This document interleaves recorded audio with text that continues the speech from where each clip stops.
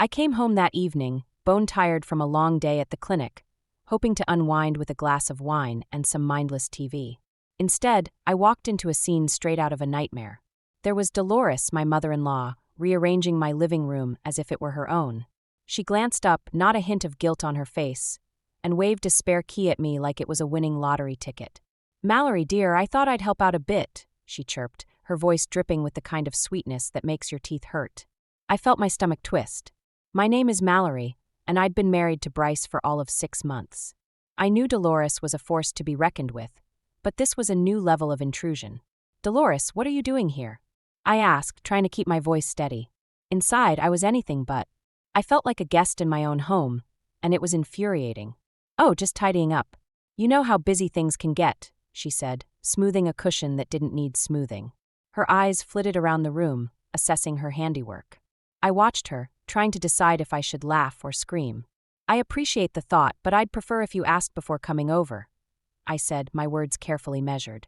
Dolores paused, her smile faltering for just a second, before she plastered it back on. "Of course, dear. I just want to make sure you two are comfortable." "Comfortable? Right." I clenched my teeth, feeling anything but. Bryce had mentioned his mother's tendency to be overbearing, but this was beyond anything I'd imagined. I needed space, a chance to build a life with Bryce without her constant shadow looming over us. Bryce walked in just then, his eyes darting between us. "Hey, what's going on?" he asked, sensing the tension. "Your mother was just leaving," I said, giving him a look that I hoped conveyed the urgency of the situation. Dolores chuckled, patting Bryce's arm. "I'll see myself out." "We'll talk later, Bryce," she said, breezing past him like she owned the place. Once she was gone, I turned to Bryce, frustration boiling over. "Bryce, we need to set some boundaries. She can't just come and go as she pleases." He sighed, running a hand through his hair. "I know, Mallory. It's just she's been like this my whole life. I didn't think it would bother you so much." "Well, it does," I said, softer this time. "I need to feel like this is our home, not hers." Bryce nodded, looking more conflicted than ever.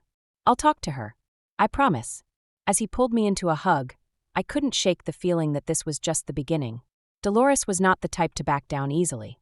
And as I stood there in Bryce's arms, I realized I had to be ready to fight for the life we wanted. As much as I hoped for peace, I sensed a storm was brewing, and I needed to brace myself for whatever was coming next. The next few weeks felt like living in a pressure cooker. Dolores's visits became more frequent, her presence a constant shadow over our lives. Each time she showed up unannounced, I felt the walls of our home closing in, the space that was supposed to be ours shrinking under her watchful eye. "Mallory, have you thought about rearranging the kitchen? It could be so much more efficient," Dolores suggested one afternoon, her tone making it clear that it was less of a suggestion and more of an expectation. She was sitting at our kitchen table, sipping tea like she owned the place. I forced a smile, my hands gripping the edge of the counter. "I'll think about it, Dolores. But I kind of like it the way it is." She raised an eyebrow, her lips curving into a knowing smile. "Of course, dear. Just a thought." Bryce walked in, oblivious to the tension that hung in the air like fog. "Hey, what's up?" he asked, looking between us with that same hopeful expression he always wore, like he believed peace was just a conversation away. "Your mother was just giving me some tips on kitchen organization," I said, my voice light but my eyes pleading with him to see the bigger picture. He chuckled, rubbing the back of his neck. "Mom's always been good at that." I wanted to scream. Instead, I took a deep breath and turned back to the dishes, letting the clatter of plates drown out the unspoken words between us. Later that night, as Bryce and I lay in bed, I couldn't hold it in any longer. "Bryce, we need to talk about your mom," he sighed, turning to face me in the dim light. "I know, Mal. I don't want to hurt her feelings." "What about my feelings?" I asked, my voice barely above a whisper. "I feel like a stranger in my own home." Bryce reached for my hand, his touch warm and reassuring. "I'll talk to her. I promise." But promises were starting to feel like empty words. I needed action. I needed him to stand with me, not just for me. Just when I thought things couldn't get more tangled, Dolores dropped a bombshell during one of her visits. "Oh, by the way, I'm planning a little family dinner next weekend. I hope you both can make it." I blinked, caught off guard. "A dinner?" "Yes, just a small gathering. I think it's important for us all to spend more time together," she said, her eyes fixed on Bryce, daring him to disagree. Bryce hesitated, glancing at me. "We'll see, Mom. We might have plans." Dolores's smile didn't waver, but there was a flicker of something in her eyes, a challenge. "Well, I do hope you can come." As she left, I felt the weight of her expectations settle over us like a heavy blanket. The dinner was more than just a meal. It was a test, a chance for Dolores to assert her control. I turned to Bryce, determination hardening my resolve. "We need to set boundaries, Bryce. Before it's too late." He nodded, but I could sense his hesitation, the pull of his mother's influence still strong. As much as I wanted to believe things would change, I couldn't shake the feeling that we were on the brink of something bigger. A storm that would test every promise we'd made to each other. The attic was a dusty, forgotten corner of our home, a place I rarely ventured. But that Saturday, as I rifled through old boxes in search of winter coats, I stumbled upon something that stopped me cold. A weathered photo album, its cover peeling at the edges. Curiosity piqued. I sat down amidst the clutter and began to flip through its pages. The photos were a mix of faded memories and moments frozen in time. Pictures of Bryce as a child, his hair a wild mop of curls, grinning at the camera. But it was the photos of Dolores that caught my attention. There she was, younger and happier, her smile genuine in a way I hadn't seen before. One photo in particular stood out. Dolores with a man I didn't recognize, their arms around each other. A spark in her eyes that seemed so out of character from the woman I knew. I showed the photo to Bryce later, hoping for some insight. He frowned, studying it closely. "That's strange. I don't remember Mom ever mentioning him. Do you think it's important?" I asked, trying to read his expression. He shrugged, but there was a flicker of something in his eyes, a hint of unease. "Maybe, but it's probably nothing." But it didn't feel like nothing. It felt like a piece of a puzzle I hadn't even realized I was trying to solve. I tucked the photo back into the album, my mind buzzing with questions. The following week, Dolores's dinner loomed over us like a dark cloud. The tension between Bryce and me was palpable, each of us tiptoeing around the growing rift. The dinner felt less like a family gathering and more like a battleground, each of us bracing for the inevitable clash. As we arrived at Dolores's house, I felt a knot tighten in my stomach. The air was thick with unspoken words, and I could sense Bryce's apprehension as we stepped inside. Dolores greeted us with her usual charm, but there was an edge to her smile, a challenge lurking beneath the surface. Dinner started off uneventfully, the conversation polite and superficial. But as the evening wore on, Dolores's probing questions and veiled comments became harder to ignore. "So, Mallory, how's the dental practice? Must be exhausting keeping up with everything," Dolores said, her tone casual but her eyes sharp. "It's busy, but I manage," I replied, keeping my voice steady. Dolores nodded, her gaze lingering on me a moment too long. "I suppose it's hard to balance work and family. Some things are just more important." The implication hung in the air, heavy and accusatory. Bryce shifted uncomfortably, his fork clattering against his plate. "Mom, can we not do this tonight?"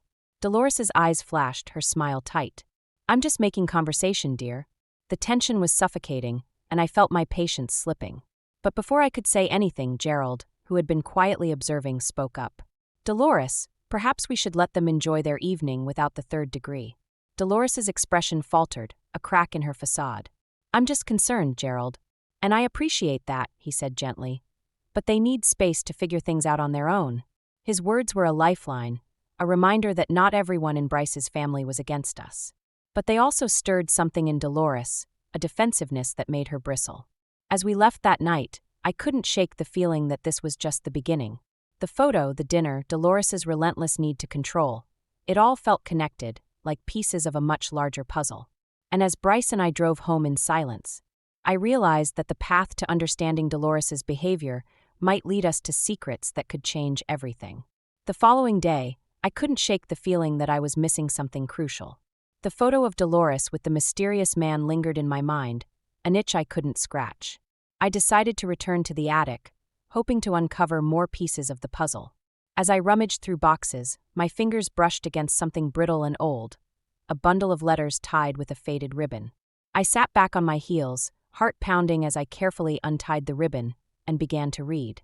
The letters were from Dolores's mother, filled with a mixture of love and disappointment, chronicling a strained relationship that mirrored the one Dolores seemed to have with Bryce.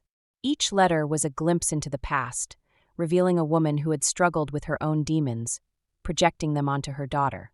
The words were raw and unfiltered, and I could almost hear the echo of past arguments and unresolved pain. As I read, A picture began to form of Dolores not as the villain I had painted her to be, but as someone trapped in a cycle she couldn't break. It was a revelation that made my heart ache with a mix of empathy and frustration. That evening, I sat across from Bryce, the letters laid out on the table between us. "I found these in the attic," I said, watching his reaction closely. He picked up a letter, reading it with furrowed brows. "I had no idea," he murmured, his voice tinged with disbelief. "Mom never talked about her mother like this." "It explains a lot, doesn't it?" I said softly, hoping he could see the connection as clearly as I did. Bryce nodded, a shadow passing over his face. "I guess it does. But what do we do with this?" I hesitated, the weight of the decision pressing down on me. "We need to talk to her. Maybe if she sees that we understand, things might change." His eyes met mine, filled with uncertainty. "You really think she'll open up?" "I don't know," I admitted. "But we have to try." The next day, we invited Dolores over for dinner. As she sat at our table, the tension was palpable, a silent undercurrent beneath the surface. I took a deep breath, pushing the letters towards her. "Dolores, we found these in the attic," I said, watching her closely. Her eyes widened as she recognized the handwriting, a flicker of something, fear, anger, or maybe both, crossing her face. "Where did you find these?" she asked, her voice tight. "In a box with some old photos," Bryce said gently. "We just wanted to understand." Dolores's hands trembled slightly as she picked up a letter, her eyes scanning the familiar words. "These are private," she said, her voice breaking. "I know," I replied softly. "But we thought they might help us understand what's been happening." For a moment, I thought she might shut down, retreat behind the walls she'd built. But then something shifted. Her shoulders sagged, and she looked at us with a vulnerability I hadn't seen before. "I never wanted to be like her," she whispered, the admission hanging in the air like a fragile thread. The moment was raw and unexpected, a crack in the armor she'd worn for so long. It was a turning point, a chance to rebuild or watch everything crumble. As we sat there, the letters between us, I realized that the path forward would be anything but easy. But it was a start, a chance to break the cycle and find a way to heal. The tension in our home was like a taut string, ready to snap at the slightest provocation. Bryce and I moved through our days with a careful politeness, each of us aware of the fragile peace that hung between us. But beneath the surface, the storm brewed, and I knew it was only a matter of time before it broke. Dolores, despite our confrontation, seemed more determined than ever to maintain her grip on Bryce. Her calls became more frequent, her words laced with subtle barbs that left Bryce looking weary and conflicted. One evening, as Bryce and I sat in the living room, his phone buzzed with another message from Dolores. He sighed, rubbing his temples. "Mom wants to have dinner with us again," he said, his voice heavy with reluctance. I could feel the frustration bubbling up inside me, but I forced it down, trying to remain calm. "Bryce, we need to set boundaries. We can't keep doing this." He nodded, but I could see the struggle in his eyes, the pull of loyalty and obligation. "I know, Mallory. It's just she's my mom. And I'm your wife," I said gently, reaching for his hand. "We need to be a team." Before he could respond, there was a knock at the door. We exchanged a puzzled glance. No one was expected. I opened the door to find Gerald standing there, his expression grave. "Can I come in?" he asked, his voice quiet but firm. "Of course," I said, stepping aside to let him in. As we sat down, Gerald looked between us, his eyes filled with a mixture of sympathy and resolve. "I think it's time we talked about some things," he began, his tone leaving no room for argument. "What's going on, Dad?" Bryce asked, concern etching his features. Gerald took a deep breath, his gaze steady. "There are things about your mother's past that you both need to know. Things I should have told you long ago." My heart skipped a beat, a sense of foreboding settling in. "What do you mean?" I asked, my voice barely above a whisper. Gerald hesitated, choosing his words carefully. "Dolores had an affair years ago. It was a difficult time for all of us, and it left scars that never quite healed." Bryce's face paled, shock and disbelief warring in his expression. "An affair? Why didn't you ever tell me?" "I thought I was protecting you," Gerald said, his voice tinged with regret. "But I see now that keeping it hidden only made things worse." The revelation hung in the air, a bombshell that shattered the fragile peace we'd been clinging to. I watched Bryce, his emotions raw and unguarded, as he struggled to process the truth. "I need some air," Bryce said abruptly, standing up and heading for the door. I followed him outside, the cool night air a stark contrast to the turmoil inside. "Bryce," I called softly, reaching for his arm. He stopped, turning to face me, his eyes filled with a mixture of hurt and confusion. "I don't know what to do, Mallory. Everything feels like it's falling apart." I stepped closer, wrapping my arms around him. "We'll figure it out together," I said, my voice firm despite the uncertainty that loomed over us. As we stood there, I realized that the path ahead was more complicated than I'd ever imagined. The revelation had shifted everything, forcing us to reevaluate what we knew about Dolores and what it meant for our future. And as much as I wanted to find a way forward, I couldn't shake the feeling that this was only the beginning of a much deeper struggle. The days that followed Gerald's revelation were a blur of confusion and heartache. Bryce and I drifted through our routines, the weight of unspoken words hanging between us like a thick fog. Dolores's affair was a wound that refused to heal, festering beneath the surface of our lives. One evening, as I sat alone in the living room, the silence was interrupted by the shrill ring of the phone. I picked it up, my heart sinking as Dolores's voice filled the line. "Mallory, I need to speak with Bryce," she said, her tone clipped and urgent. "He's not here right now," I replied, trying to keep my voice steady. "Is there something I can help with?" There was a pause, the line crackling with tension. "I suppose you'll do," she said, her voice laced with disdain. "I know you've been meddling, trying to turn Bryce against me." Her words hit like a slap, sharp and stinging. "Dolores, that's not true. We're just trying to understand." "Understand what?" she snapped, cutting me off. "That you're trying to destroy our family? You've always been a threat." I took a deep breath, trying to keep my composure. "Dolores, I'm not the enemy here. We just want to move forward." "Forward?" she echoed, her voice rising. "There is no forward with you in the picture. You're tearing us apart." The call ended abruptly, leaving me staring at the receiver in disbelief. Her words echoed in my mind, a relentless reminder of the chasm that had grown between us.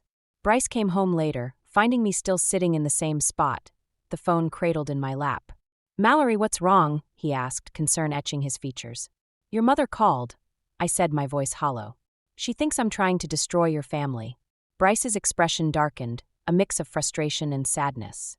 "She's just lashing out. She doesn't mean it. But what if she does?" I asked, my voice cracking under the strain. "What if she never accepts us?" He sat down beside me, pulling me into his arms. "We'll get through this, Mal. I promise."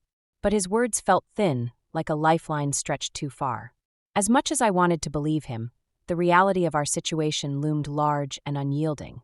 The final blow came a few days later when Bryce received a letter from Mr. Eldridge, the family lawyer. The letter was formal and impersonal, informing Bryce of changes to the family trust. A trust that now excluded him entirely. Bryce read the letter in silence, his face a mask of disbelief. "She's cutting me off," he said finally, his voice barely above a whisper. The room spun around me, the implications of Dolores's actions crashing down like a tidal wave. Our lives, our future, everything we'd built was suddenly in jeopardy. As we sat there, the weight of Dolores's betrayal settling over us, I realized we were at our lowest point. The path forward was obscured by anger and hurt, and the idea of revenge or justice felt distant and hollow. We were left with nothing but each other, and the fragile hope that somehow we'd find a way to rebuild from the ashes. The tension in the room was palpable as Bryce and I stood outside Dolores's front door, the weight of the past weeks pressing heavily on our shoulders. We had come to confront her, to lay everything bare and find some semblance of closure. But as we stood there, the enormity of what we were about to do settled over me like a thick fog. Bryce knocked, the sound echoing through the quiet evening. Dolores opened the door, her expression a mix of surprise and guarded anticipation. "Bryce, Mallory, I wasn't expecting you." "We need to talk, Mom," Bryce said, his voice firm but tinged with the pain of betrayal. Dolores stepped aside, letting us in. The air inside was thick with unspoken words, the silence stretching as we sat down in the living room. I could feel Bryce's tension beside me, his resolve hardening as he prepared to face his mother. "Mom, we know about the affair," Bryce began, his words hanging heavy in the air. "And we know you've cut me out of the trust." Dolores's eyes flashed with a mix of anger and fear, her composure slipping. "I did what I had to do, Bryce. You've let her come between us." "This isn't about Mallory," Bryce shot back, his voice rising. "This is about you and the choices you made. You can't keep punishing us for your past." Dolores stood abruptly, her chair scraping against the floor. "You don't understand. I was trying to protect you." "Protect me?" Bryce echoed, disbelief coloring his tone. "By lying? By controlling everything." I watched the exchange, my heart pounding as the confrontation unfolded. Dolores's mask of control was slipping, revealing the vulnerability beneath. But instead of backing down, she lashed out, her words sharp and cutting. "You think you know everything, but you don't," she said, her voice cracking. "You don't know what it's like to live with regret." Bryce's expression softened, his anger giving way to something deeper. "Then tell me, Mom. Help me understand." Dolores hesitated, her defenses crumbling as she sank back into her chair. "I've made mistakes," she admitted, her voice barely above a whisper. "I've hurt people I love, but I didn't know how to fix it." The room was silent, the weight of her confession settling over us. It was a moment of unexpected vulnerability, a crack in the armor she'd worn for so long. I reached out, placing a hand on Bryce's arm. "Dolores, we're not here to judge you. We just want to move forward." Dolores looked at us, her eyes filled with a mix of desperation and hope. "I don't know how to fix this," she said, her voice trembling. "Then let's find a way together," Bryce replied, his voice steady and resolute. The conversation shifted, the tension easing as we began to talk, really talk, for the first time. It wasn't easy, and there were no quick fixes, but it was a start. As we sat there, the core themes of revenge and justice gave way to something more profound: understanding and forgiveness. The unexpected twist wasn't in the confrontation itself, but in the realization that healing was possible, that the past didn't have to dictate our future. It was a resolution that tied back to the heart of our journey, a reminder that sometimes the hardest battles are the ones we fight within ourselves. And as we left Dolores's house that night, I knew we were finally on a path to healing, together. The weeks that followed our confrontation with Dolores were a quiet whirlwind of change. Slowly, the fractures in our family began to heal, each of us taking tentative steps toward understanding and forgiveness. It wasn't easy, and there were moments when the past threatened to overshadow our progress, but we persisted. One afternoon, Bryce and I sat on the porch of our new home, the soft hum of the neighborhood enveloping us. The move had been a fresh start, a chance to redefine what family meant to us. I watched Bryce as he leaned back in his chair, a peacefulness in his expression that I hadn't seen in months. "Do you think we're really moving forward?" I asked, breaking the comfortable silence. He turned to me, a small smile playing on his lips. "I think we are. It's not perfect, but it's a start." I nodded, feeling the truth of his words settle warmly in my chest. The journey had been long and fraught with challenges, but we had emerged stronger, our bond more resilient than ever. A few days later, Dolores came over for dinner. It was the first time she'd visited since we moved, and I could see the apprehension in her eyes as she stepped through the door. But there was also a softness, a willingness to try, and that was enough. As we sat around the table, the conversation flowed more easily than I'd anticipated. Dolores shared stories from her past, moments of vulnerability that had once seemed impossible. Bryce listened intently, his hand resting lightly on mine, a silent testament to the strength we'd found in each other. "Mallory, I want to thank you," Dolores said suddenly, her voice steady but filled with emotion, "for giving us all a chance to heal." I met her gaze, feeling the sincerity in her words. "We're all learning, Dolores, and I'm glad we're doing it together." The evening passed with laughter and shared memories, a reminder that even the deepest wounds could begin to mend with time and effort. As Dolores prepared to leave, she hesitated at the door, a lingering question in her eyes. "Will you come to the family gathering next month?" she asked, her tone hopeful. Bryce and I exchanged a glance, the weight of the past and the promise of the future hanging between us. "We'd love to," Bryce replied, his voice warm with acceptance. As Dolores left, I felt a sense of closure, but also the awareness that our journey was ongoing. The themes of revenge and justice had given way to understanding and forgiveness, leaving us with a deeper appreciation for the complexities of family and love. Yet, as I watched Dolores drive away, a subtle twist lingered in my mind, a question about what the future held for us all. It was a reminder that life was unpredictable, and while we had found a path forward, there would always be new challenges to face. But for now, we were content, and as Bryce wrapped his arm around me, I knew we were ready to embrace whatever came next together.